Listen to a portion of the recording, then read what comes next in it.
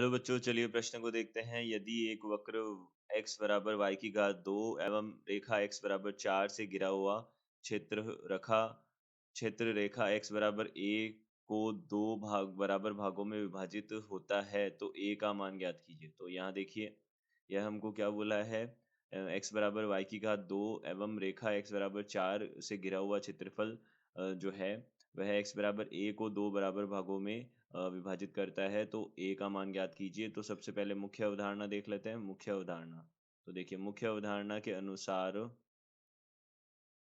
किसी वक्र y बराबर एफ एक्स का एक्स अक्ष से परिबद्ध क्षेत्रफल यह किसके बराबर होता है? इसका सूत्र होता है हमारे पास में a से b सीमा होती है और यहाँ पे एफ एक्स डी एक्स होता है या फिर वाई डी एक्स बोल सकते हैं। तो यह हमारे पास बनेगा। देखिए, इस प्रश्न के लिए सबसे पहले हम क्या कर लेते हैं, इसका ग्राफ बना लेते हैं। तो देखिए, एक्स बराबर वाई की घात 2 जो है वह एक्स एक्सिस के प्रति सममित होता है। तो यह ग्राफ कुछ इस तरीके से बनेगा।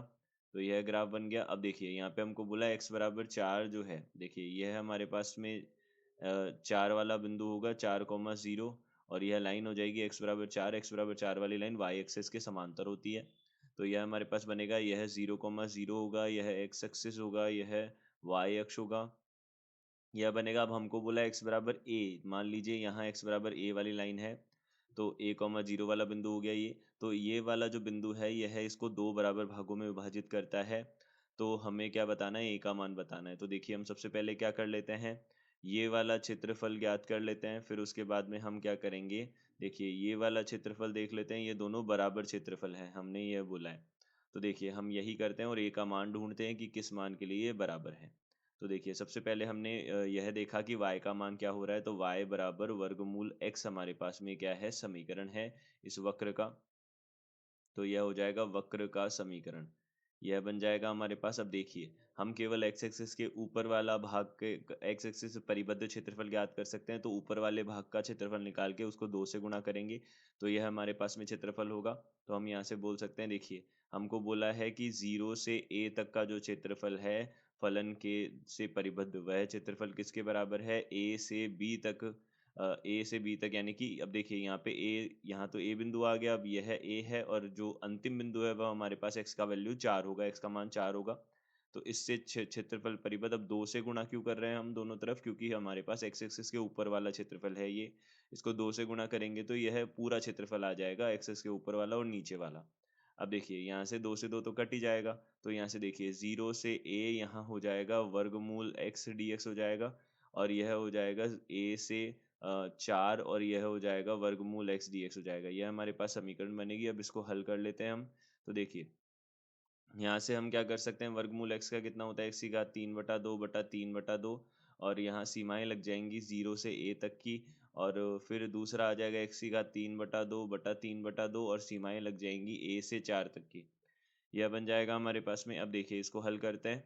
तो a रखा सबसे पहले, तो a की घात 3/2 और यहाँ 2/3 हो जाएगा, और माइनस यहाँ पे 0 रखा तो 0 आ जाएगा, बराबर कितना हो जाएगा। अब देखिए, 4 रखा हमने, तो 4 की घात कितना हो जाएगा, 3/2, और बटा यहाँ से कितना हो जाएगा, ये 2/3 गुणा में है इसके, और फिर माइनस a रखा तो a की घात कितना है, 3/2, और यहाँ पे 2/3 हो जाएगा, यह 2/3 है।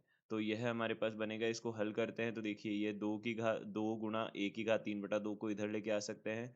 तो यह बन जाएगा 4/3 a की घात 3/2 बराबर यहाँ से 2/3 गुणा, अब देखिए 4 की घात 3/2 है, तो यह कितना हो जाएगा, देखो 4 जो है उसको हम 2 की घात 2 लिख सकते हैं। देखिए 2 की घात 2 और इसके पूरे की घात कितनी है, 3/2। तो यहाँ से 2 की घात 3 यानी कि 8 हो जाएगा, यह 8 हो गया। अब देखिए, यहाँ से 3 से ये 3 काट सकते हैं, इसको काटेंगे तो कितना बार जाएगा, 2 बार जाएगा। यह हमारे पास बनेगा। तो 1 की घात 3/2 बराबर कितना हो जाएगा, 4 हो जाएगा। तो 1 की घात 3/2 बराबर 4 हो गया। तो यहाँ से हम बोल सकते हैं a बराबर कितना हो जाएगा, देखिए पहले तो वर्ग कर देते हैं तो 3, और यहाँ पे वर्ग करने पे 16 बनेगा, यह हमारे पास हो गया।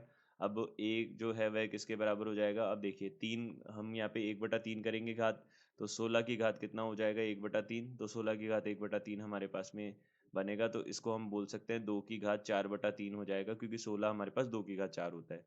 तो ये बराबर कितना आ जाएगा 2 की घात 4/3 आ जाएगा। यही इस प्रश्न का उत्तर होगा। तो दिए गए प्रश्न का उत्तर यह है। आशा करते हैं आपको समझ आया होगा। धन्यवाद।